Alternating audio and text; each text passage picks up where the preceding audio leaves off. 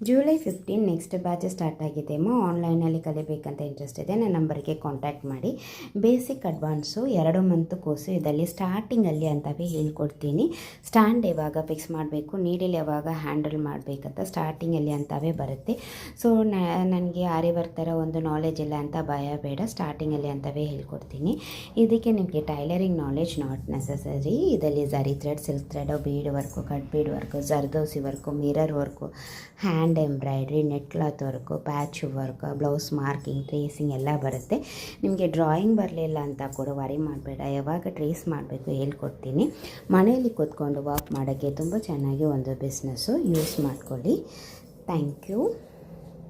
Morning 11 to 12, night 8 to 9 2 time Google ಮೀಟಲ್ಲಿ classes ಇದೆ. ನಿಮಗೆ ಏನು ಟೈಮ್ ಕಂಫರ್ಟಬಲೋ ಅದರಲ್ಲಿ ಜಾಯಿನ್ ಮಾಡಲ.